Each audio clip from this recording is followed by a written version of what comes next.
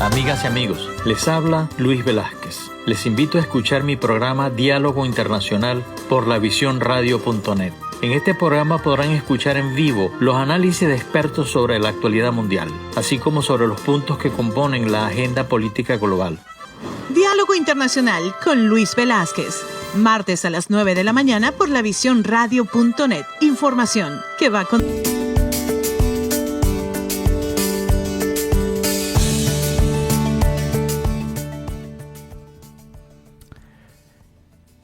Bienvenidos, soy Luis Velázquez desde lavisiónradio.net. Encantado de estar una vez más con ustedes en Diálogo Internacional.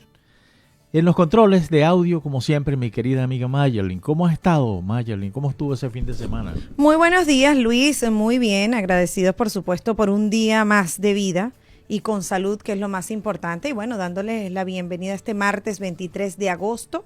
Les quiero recordar a todos que quedan 130 días para finalizar el año. Se pasó volando este año. Ya casi le damos inicio al mes de septiembre, mes 9, así que bueno, con muchísimo ánimo. Igualmente saludo al invitado especial del día de hoy, el economista Darío Vargas. Bienvenido. Bienvenidos, agradezco a ustedes la invitación y les doy la bienvenida a nuestros escuchas. Así es, muchas gracias, Darío. Espero que esté bien y se te ve muy bien, se te ve bien. Pero bueno, son las 9 de la mañana de hoy, 23 de agosto de 2022. Nuestro número de teléfono es el 678-477-3036 y asimismo se pueden comunicar con nosotros a través de las redes sociales, Twitter, Instagram, Facebook y YouTube, a través del cual nosotros estamos transmitiendo en vivo en estos momentos. En la mañana de hoy tenemos un invitado muy especial, un amigo de la Visión Radio.net. Se trata del economista Darío Vargas, desde Colombia. Conversaremos acerca de esa nueva era que se abre en Colombia a partir de la ascensión a la presidencia de la República del señor Gustavo Petro. Es resaltante sobre todo porque es la primera vez en 200 años, si no me equivoco, y me corrige Darío, llega al gobierno de Colombia un político de izquierda, sobre todo contrastante con una sociedad que es bastante conservadora. Y las expectativas que se han creado son bastante grandes, no solamente a nivel nacional por las propuestas, pues por la oferta que hizo durante su campaña electoral, sino también a nivel internacional y regional y sobre todo con los vecinos. Es decir, si hay una cosa en la que yo estoy muy claro, Darío, y eso me creó muchos problemas cuando fui viceministro de Comercio y viceministro de Industrias en Venezuela, es que yo decía, la historia de Colombia y Venezuela es una, no son dos historias distintas. Lo que a la Colombia le pasa, a nosotros también nos pasa. Lo que a Venezuela le pasa también a Colombia. Pero bueno, dentro de este marco, Darío, bienvenido una vez más. Me encanta que estés acá, tú eres un tipo muy claro. Y bueno, como te dije, es una presidencia llena de muchas expectativas. Y sobre todo, yo soy de poco decir, bueno, esto es lo que va a hacer futurismo en todo caso. No me gusta porque, como tú sabes, la vida política sobre todo es muy dinámica y muy cambiante, por supuesto.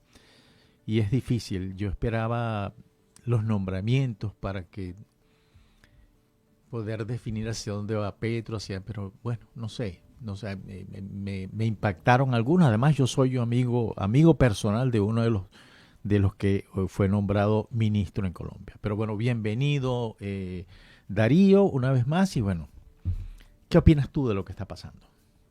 Bueno, mira, voy a hacer como dicen por allá donde estás tú, un full disclaimer. Yo voy a hacer esta conversación basada en las mismas opiniones que seguramente le expresaré a las personas con las que trabajo. Eso que se llama a mi modo de ver un poco peyorativamente, los clientes. Así ¿No? es. Es un análisis muy similar al que haré. Luego no pretende para nada tener ni posiciones partidistas, ni posiciones de simpatía personal por una u otra persona. Más bien trato de entender un poquito lo que está pasando en Colombia a la luz de los muchísimos acontecimientos que nos suceden en nuestro país. Un exministro de gobierno del interior de Colombia y negociador de paz, Humberto de la Calle, decía que cuando había señales en lo que se llamaba en nuestros países la perubólica, que él ponía las señales de Perú y de Ecuador y de Chile y decía, bueno, no estamos tan mal porque nos pasa exactamente lo mismo. Y de alguna manera los colombianos tenemos una tendencia a creer que lo nuestro es excepcional, cuando en realidad nos pasan muchas cosas parecidas y tenemos problemas muy parecidos a pesar de los diferentes enfoques que le demos a la solución de los mismos. ¿Qué veo yo? Digamos, tú lo has dicho con toda claridad, es la primera vez que Colombia elige un líder de izquierda. Hemos tenido simpatizantes de izquierda. Recuerden al presidente López Pumarejo, que decía: pasajeros al tren de la revolución, favor subir a bordo. Y el presidente López Pumarejo difícilmente se puede hablar de una persona con más extracción social aristócrata del que se puede imaginar. Hemos tenido liderazgos de izquierda muy destacados, pero nunca llegaron a ser presidentes.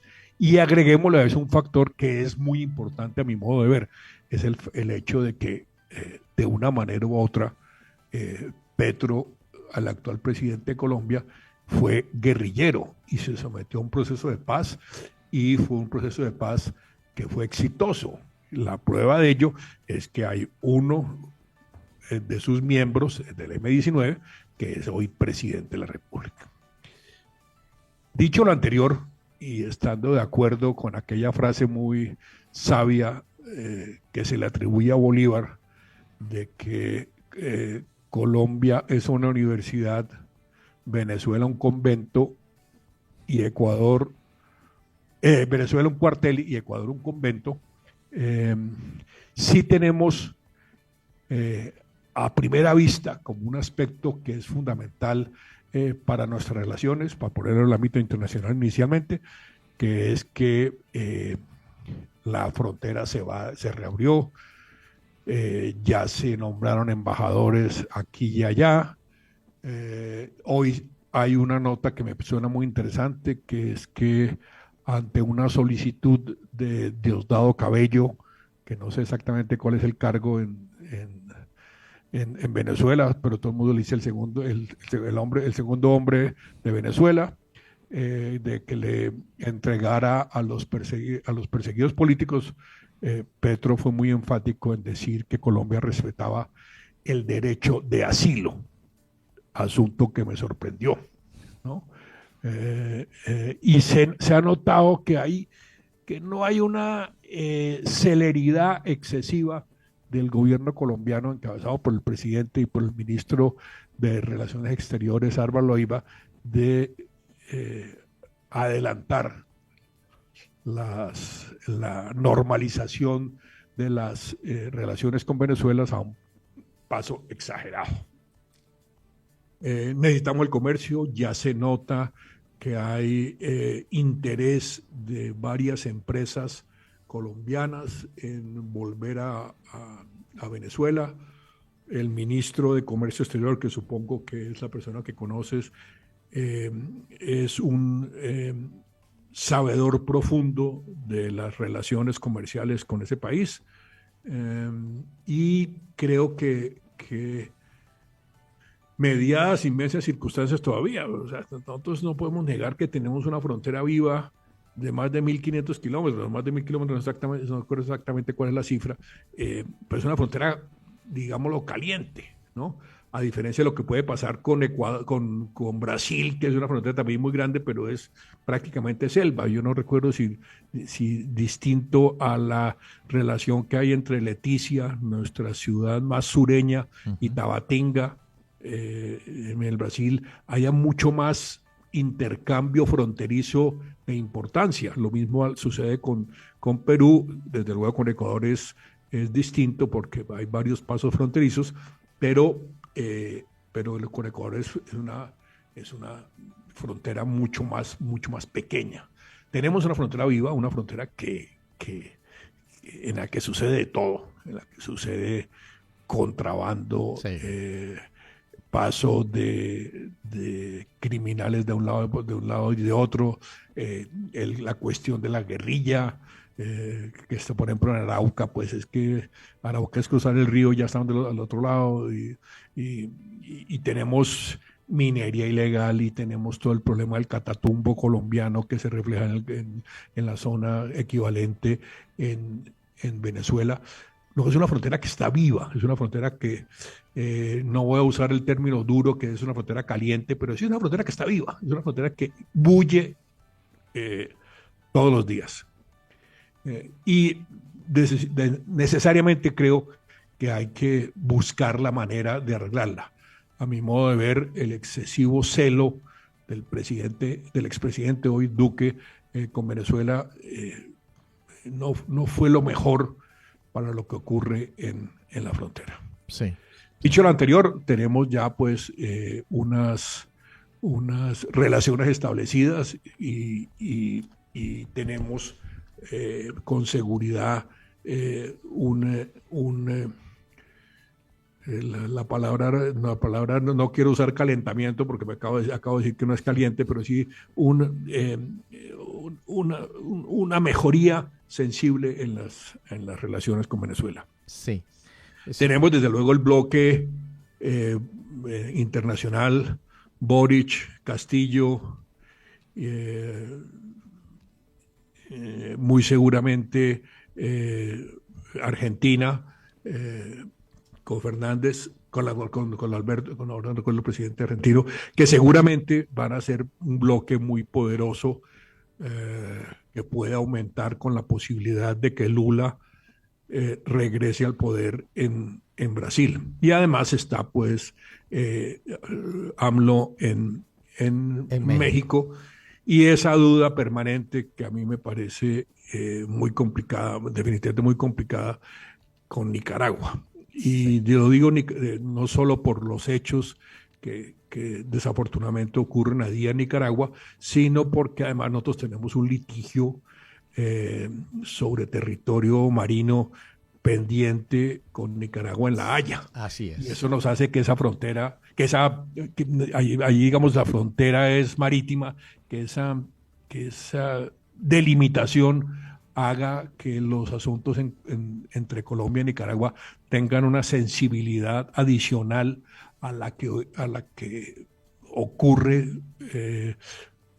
con respecto al gobierno seguramente dictatorial que hay en Nicaragua. Sí, sí. No, de resto, pues la relación, hoy está en Colombia el presidente del gobierno español, Sánchez, está haciendo la visita que no hizo cuando vino el rey. El rey fue muy criticado en un acto que a mí me parece que estuvo a la altura de las circunstancias, en la medida que es el rey de España, pues no podía levantarse cuando llegó la espada de Bolívar. Creo que ahí hay un matiz que se puede tomar, pero el rey me parece que tampoco es que exageramos, simplemente no se levantó, y creo que estaba en su derecho como persona y como rey. Esos son detalles que hay que guardar. Como Borbón, pues, ¿no? Claro. Esos son detalles que en diplomacia se guardan y que se dejen claro. Sí, es lógico sí, que él se hubiese comportado de esa manera. Y a mí me parece lógico, sí, me parece que cualquier otra actitud hubiera sido mal entendida o en España o acá. Exactamente. Hoy Pedro Sánchez está ahí en Colombia.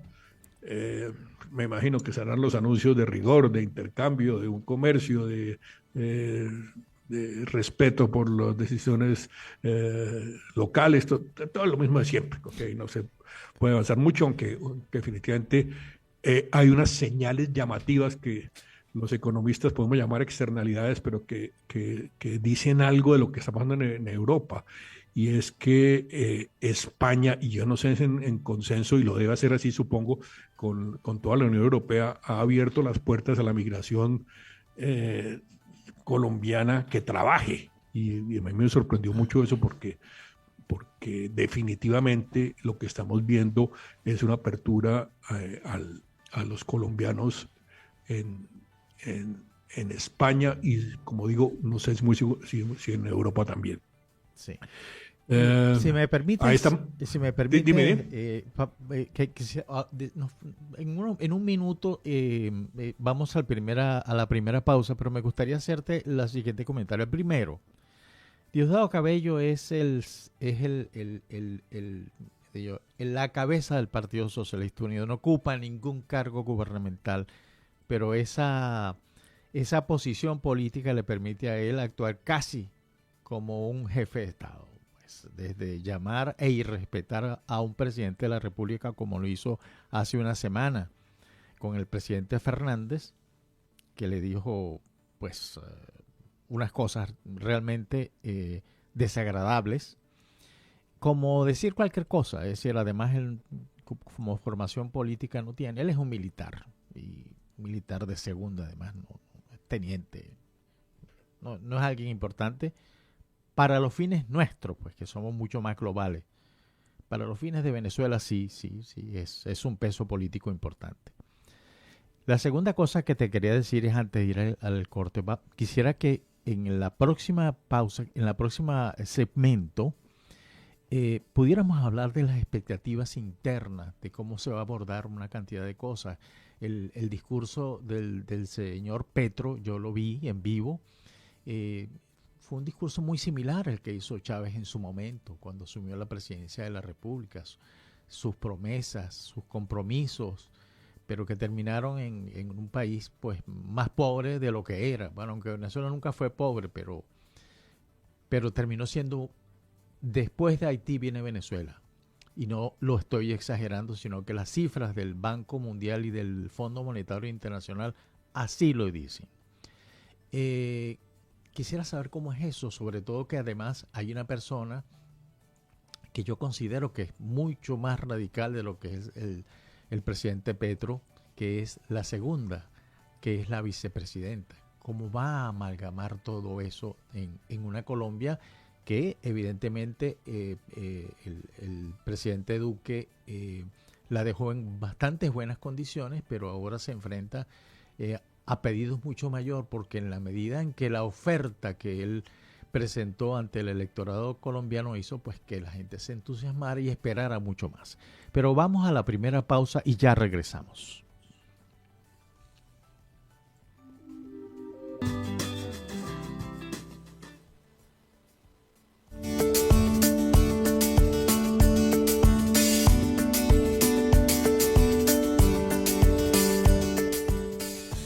Estamos de regreso en Diálogo Internacional. Estamos conversando con el economista Darío Vargas. Darío, antes de ir a la pausa te dejé te hice unos comentarios acerca del tema de política interna y cómo se va a amalgamar. A mí, te reitero, me da la impresión de que la vicepresidenta es mucho más radical,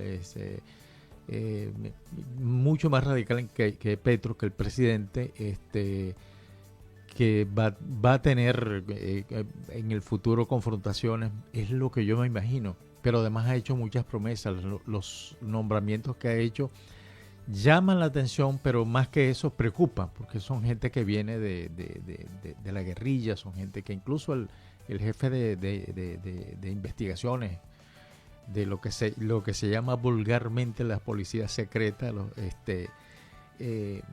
pues es un miembro, un ex guerrillero, filósofo, pero sigue siendo pues con una visión bastante parcializada de lo que debe ser todos los procesos de investigación criminal, política, etcétera, etcétera.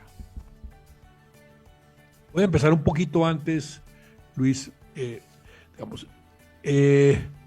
los nombramientos. Claro, creo que los tres nombramientos sensibles que hizo Petro al comienzo muy temprano, inclusive antes de ser posicionado como ministro, que fueron el ministro de compresidente, que fueron el ministro de Hacienda, el ministro de Educación y el canciller, que llamamos nosotros al ministro de Relaciones Exteriores, José Antonio Campo, Alejandro Gaviria y Álvaro Leiva, en su orden, fueron unos nombramientos bien recibidos en la opinión pública, particularmente de Ocampo. Ocampo es un economista serio, profundo. Debo decir que fue profesor mío de Historia Económica de Colombia y era una de las clases magistrales más bien logradas que yo recuerde en mi época universitaria. Ocampo ha tenido cargos muy destacados en el ámbito internacional. Trabajó con la ONU, trabajó con la CEPAL, trabajó, si mal no recuerdo, en una reforma tributaria en Centroamérica grande. Ocampo es una persona respetada en los medios financieros internacionales y en la banca multilateral. Alejandro Gaviria, ex precandidato presidencial, también una persona muy respetada en el ámbito socioeconómico, un conocedor del tema de la salud, lo que seguramente lo va a llevar a enfrentamientos con la muy radical ministra de Salud, Carolina Corcho, y Álvaro Leiva, un conservador, como miembro del Partido Conservador, que fue hijo de un prominente conservador, Jorge Leiva, que si mal no recuerdo fue ministro de guerra, que se llamaba en aquella época, y esos tres nombramientos fueron muy importantes para calmar los ánimos. Desde luego hubo otros nombramientos, ya lo dijimos algunos, ya dijimos alguna, pues el de Carolina Corcho, el Ministerio de Salud, con una actitud muy radical que busca la desaparición de unas entidades que a mi modo de ver y la opinión de muchos fueron fundamentales en el manejo de la pandemia, que son las empresas prestadoras de salud EPS. La ministra ha sido muy radical en que quiere acabar eso, pero definitivamente, y es una cifra que tal vez he citado aquí mismo, Colombia tiene un sistema de salud realmente envidiable, como que el gasto de bolsillo de una persona que se enferma o de su familia más exactamente es comparable con aquel gasto de bolsillo que ocurre en los países nórdicos, ejemplo en esta materia. Barranquilla, la ciudad donde nací, que queda en el Caribe colombiano, tiene la distancia más corta en el mundo, para que un enfermo recorra antes de ser atendido en un centro de salud de primer nivel, digamos, no top, sino que el primer centro de salud donde llegue, la persona tiene que hacer el recorrido más corto en kilómetros. Ese es un dato que asombra muchísimo. El nombramiento, desde luego, de la ministra de Trabajo, una caracterizada integrante del Partido Comunista, no deja de causar preocupación en muchas personas. Digamos que ese primer gabinete tiene altos y bajos, pero no me parece que haya sido un gabinete particularmente difícil por el momento. Más que todo, insisto, por el nombramiento de Ocampo, Gaviria y Leiva. A ellos se suma el profesor Umaña en el comercio exterior, que puede ser una buena señal. Sí, él sabe mucho de eso. Mucho. Él sabe mucho de eso. Conoce mucho el tema. Sí. Me preocupa un poquito el nombramiento del ministro de Obras, un político tradicional conservador, y vean ustedes que tenemos un gobierno que tiene miembros conservadores del Partido Conservador, pero me preocupa mucho el empuje que le venía dando Ángela María Orozco en el Ministerio de Transporte. Era quizás para mí la nota más brillante de un opaco gabinete de Duque, pero Ángela María sí era fuera de serie, y yo vengo de recorrer Yo soy aficionado a andar en carro en Colombia, que no deja de ser una aventura. Y vengo de recorrer las carreteras y están realmente en muy buen estado. Todo eso, y eso es un punto de interrogación, basado en un sistema de peajes ciertamente costoso para mucha gente. Recuerdo que hay una zona en donde en menos de 100 kilómetros hay 3 peajes, que es un poquito sorpresivo, con casi $100 de peaje no te digo, perdón, de casi 45,000 pesos, sí, como $10 en peajes en menos de 100 kilómetros. O sea, es bastante alto, bastante alto. Pero las carreteras están en muy buen estado, porque podríamos estar ante el mundo de que pagamos muchos peajes y las carreteras en un estado desastroso. El discurso de posesión, bien, a mí me parece que fue un discurso tranquilo, fue un discurso amplio, que se complementó con las visitas que había hecho a Álvaro Uribe, al expresidente Gaviria, como que había recogido un sector de la población detrás adicional a sus votantes alrededor de su gobierno futuro en ese momento. Un discurso que, entendiendo tus razones, vi como un discurso tranquilo, un discurso amplio, un discurso que señalaba asuntos que son sin lugar a duda de importancia, pero que a los que les daba un tratamiento mucho menos radical de lo que uno esperaría. Y tuve la oportunidad hace 15 días de oír los planteamientos que hizo el presidente Petro, demorado como siempre, llegó 2 horas y media tarde. Y yo sé que al principio de los gobiernos eso siempre ocurre, el manejo de la agenda es un desorden total, pero ya 2 horas y media me pareció un poquito too much. Empezó tarde, hizo o trató de hacer una explicación de los fundamentos económicos de su política de gobierno. Los economistas entenderemos y de pronto nos vamos a ir por las ramas teóricas, pero hizo un repartimiento que yo no dudo en llamar ricardiano, de economía clásica, en la que la producción industrial depende del uso adecuado de la tierra. Por eso hablo mucho de la reforma agraria, el factor L, si algún oyente y tú, Luis, se acuerdan de nuestras clases de economía, de historia económica, pues el factor L es la tierra, sí, por el land en inglés, y le dio mucha importancia a eso. Fue un discurso teórico, y no me siento, o sea, a pesar de tener grado de economía, no me siento en capacidad de discernir si la utilización de su teoría iba muy al punto, ¿no? Desde luego creo que en el tratamiento ricardiano de la economía, pues uno no puede descartar esa importancia de la tierra en el crecimiento económico, pero creo que en algunos matices no era tan exacto, muy basado también en el papel del Estado, y por ello citó un par de veces a una economista que parece de moda, la italiana Mazzucato, que excelente, está muy comunista, muy de moda. Sí, muy de moda, sí, excelente. Muy de moda, todos la vi, está inclusive muy destacada en uno de los periódicos económicos de Colombia, que se llama La República. La vi destacada como una economista muy especial, ¿no? Y de nuevo, el papel del Estado.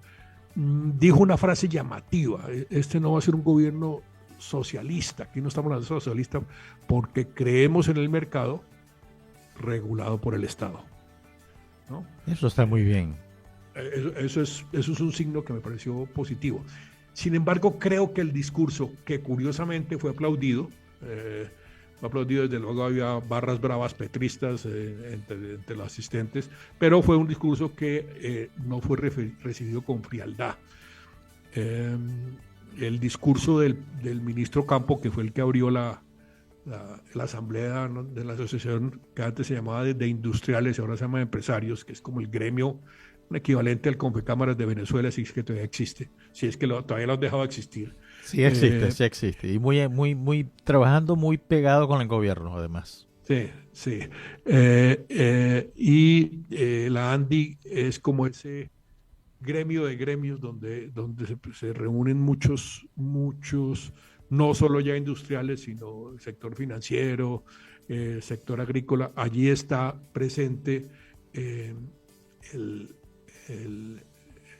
digamos, el core, para usar el anglicismo, el núcleo del empresariado colombiano de todos los orígenes. El discurso de Ocampo a mí me pareció muy bueno, muy completo. Realmente estamos en una situación difícil. La pandemia, como no creo que seamos excepción, la pandemia tuvo un costo fiscal altísimo, y hay que arreglar las cargas. ¿Cómo se arreglan? Esa es la discusión. O sea, ¿qué elementos de la reforma tributaria son positivos? ¿Qué elementos son negativos? A nadie le gusta pagar impuestos. Todo el mundo va a querer que no sea ella, su clase, o ella, su empresa, o ella, su entidad, la que paga impuestos. Pero es indudable que vamos a tener que además de apretarnos el cinturón, vamos a tener que hacer un esfuerzo en materia fiscal. Hoy Simón Gaviria tiene una columna que circula en los medios regionales en Colombia sobre una curiosidad. Generalmente las reformas tributarias las presentan los gobiernos a mediado del segundo semestre. ¿Para qué? Para presionar al Congreso a que los aprueben rápidamente antes de que cierre el año. Aquí las presentó muy enseguida, fue el primer acto de gobierno económico, por lo menos, fue la presentación de la reforma tributaria.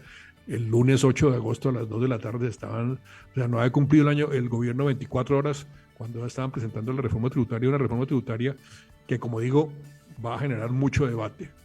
Hay mucha preocupación, obviamente todo el mundo dice que la va a afectar, todo el mundo dice que va a sufrir con ella, pero realmente considero que la posición de Ocampo es seria en la medida en que Colombia, si quiere mantener dos cosas, la regla fiscal y no seguir perdiendo el grado de inversión, que ya lo perdió, digamos, que el grado de calificación de las entidades de riesgo en el mundo, pues va a tener que hacer una reforma importante. Sí. Sin embargo, a mí siempre me queda la duda de si no hubiera sido mejor eso que se llama reforma estructural.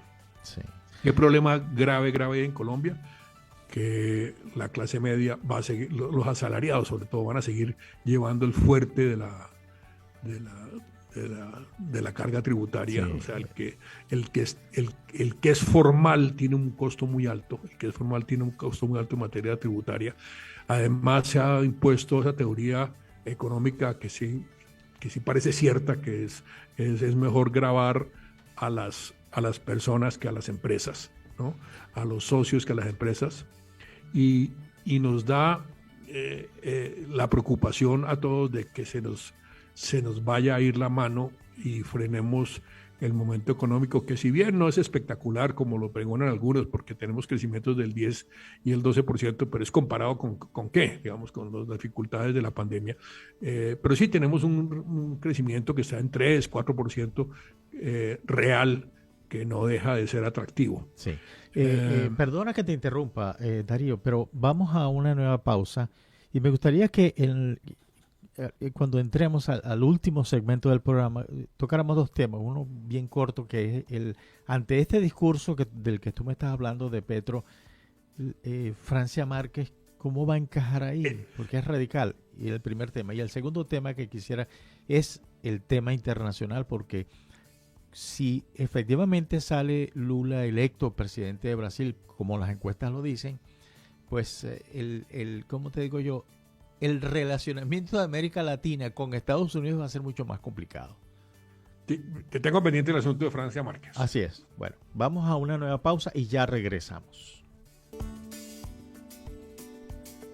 Estamos de regreso en Diálogo Internacional. Estamos conversando con el economista Darío Vargas. Darío, te dejé unas inquietudes al terminar el segmento anterior y me gustaría que ahondáramos el tema de Francia, el papel que va a jugar, porque con ese discurso de Petro, de la reunión de la cual tú te referiste en el segmento anterior, pues sus ideas y por lo que le he leído pues por la prensa, porque no la conocía, pues va a haber, diera la impresión de que en algún momento va a haber un pequeño choque, pero bueno, yo no estoy allá. El que está allá eres tú y eres muy buen analista de lo que puede suceder en ese caso. Yo creo que Petro no quería a Francia Márquez con la candidatura a la vicepresidencia. Creo que lo dudó mucho. El sentir de mucha gente era que era injusto no ponerla. Petro hubiera preferido a alguien menos, como tú bien señalas, radical. Pero fue inevitable porque finalmente fue la persona que participó con él en la consulta popular del pacto histórico. Le quedaba muy difícil no darle la candidatura a la vicepresidencia a Francia Márquez. Ella tiene unas actitudes muy populares que son bien recibidas por la gente, y eso me trae un poquito a un análisis que no quería dejar de hacer.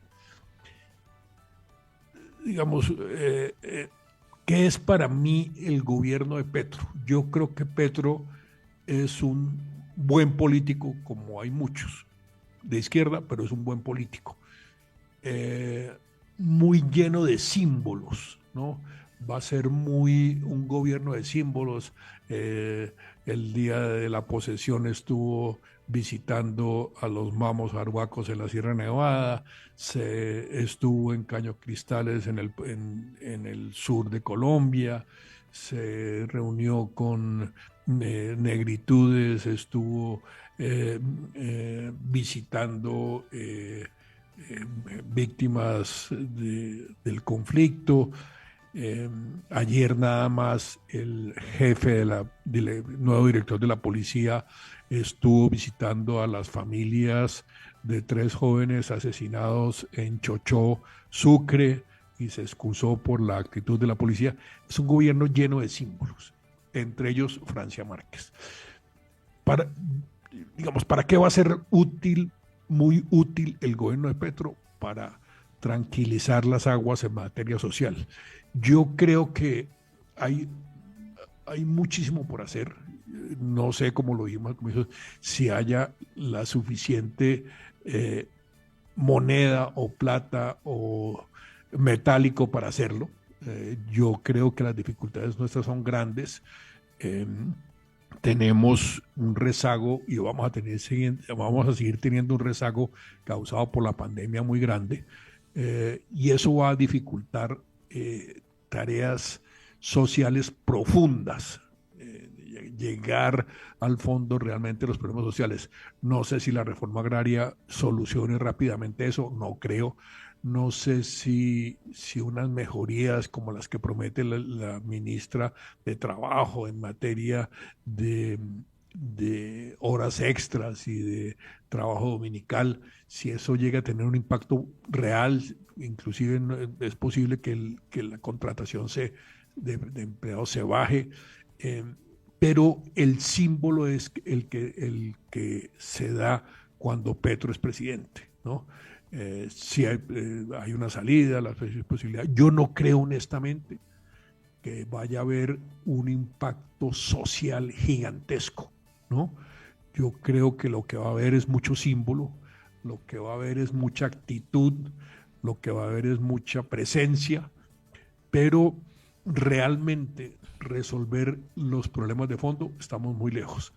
En esa medida, Francia Márquez, con su radicalismo, ayuda a todo ese simbolismo necesario por parte de un gobierno que tiene un problema económico grave.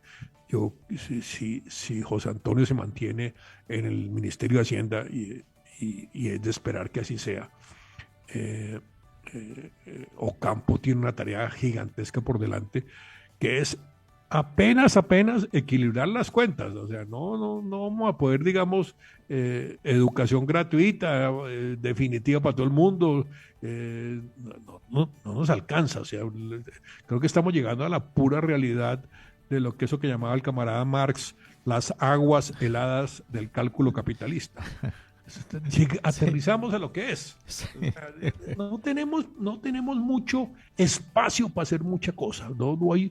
Entonces yo considero que el hecho de que llenemos de símbolos a la gente y le demos hechos como ese de ayer de la policía, que va y visitan a los muertos y ya a las familias de los deudos, pues a la familia de los muertos, ya es un símbolo, ¿no? Porque ahí no se ha juzgado, ni al parecer hay pruebas contundentes de que la policía se intervino, pero digamos no hay un juicio, ni hay un consejo militar, ni no. Simplemente el hecho de que el director general de la policía visite a las familias es claramente un símbolo de lo que está sucediendo. Es un gancho importante eso, te advierto, una demostración importante. Claro, que es mucho de lo que vamos a tener que vivir, no nos digamos mentiras. Aquí podremos pagar más horas extras, podremos pagar dominicales, que es la remuneración al trabajo el domingo, pero no tenemos, esa idea de ni siquiera creo que nos alcance para un seguro para la vejez, pues, ¿no? No vamos a tener los BEPS, eso que le permiten bienestar a los viejitos que no pudieron cotizar al sistema de pensiones. Eso ya es apretado, ¿no? Ya es apretado. Un salario, ahora no hablemos de un salario básico para todo el mundo. Yo no sé las cuentas de dónde nos van a dar. Aún más si en ese difícil equilibrio que tiene que hacer el gobierno de Petro entre una transformación de la energía extractiva a una energía más natural y más sana, eso nos cuesta. O sea, hoy por hoy, ayer miraba un dato, o sea, espeluznante. O sea, Ecopetrol, que es la empresa de petróleos de Colombia, genera más ventas que las 10 compañías que vienen después. Y las compañías son EPM, Grupo Éxito, Grupo Nutresa, 10 compañías que vienen después no generan tantos ingresos operacionales como Ecopetrol. O sea que el Estado depende, el funcionamiento del Estado depende fundamentalmente de eso. Es grave. El Estado depende de eso. O sea, hoy por hoy, las regalías y las utilidades que paga Ecopetrol son para el Estado central, y cambiar allí, yo sí creo que es loable empezar en eso. Hoy, por ejemplo, estoy muy orgulloso porque aquí en mi casa, en el Retiro Antioquia, vamos a pasar a energía solar.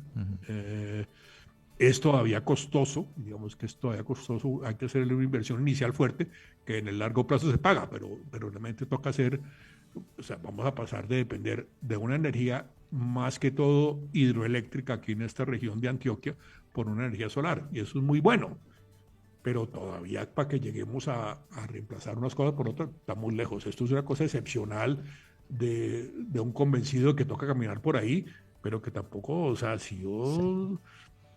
No es de hoy para mañana, no es de hoy para mañana. Si esto costara el doble, no lo hubiera hecho, claro, punto. Claro, o sea, por más sano que sea. Sí.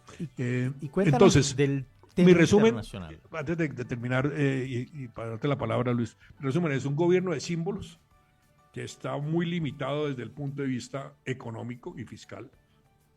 Estamos muy limitados porque además han sido insistentes en que van a respetar la regla fiscal de un gasto no superior a un porcentaje, de un gasto público no superior a un porcentaje del yo no recuerdo si es del Producto Interno Bruto o del presupuesto, sí, el Producto Interno, el 3% del Producto Interno, creo que es la regla fiscal.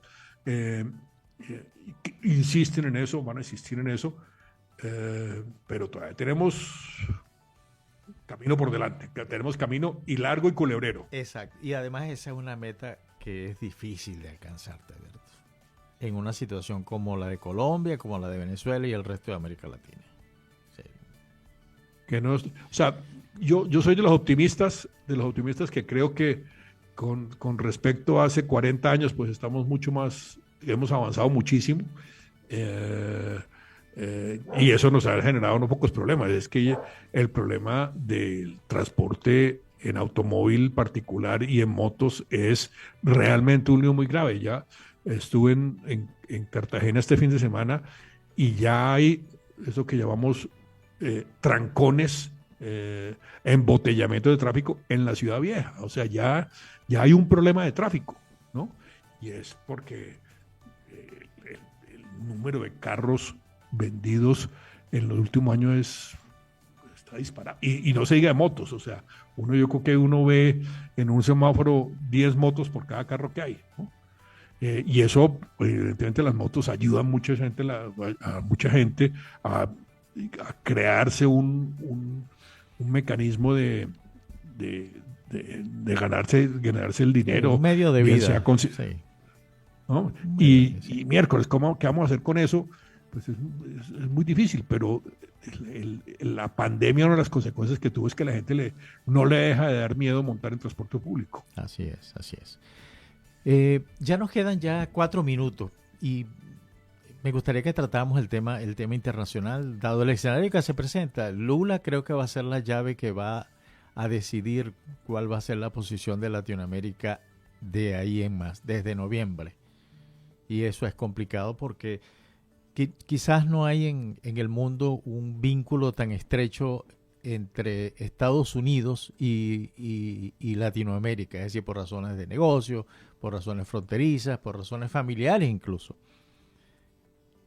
Y me gustaría saber tu opinión al respecto. Mira, muy llamativo en ese mismo congreso de la ANDI que mencioné al comienzo de nuestra reunión,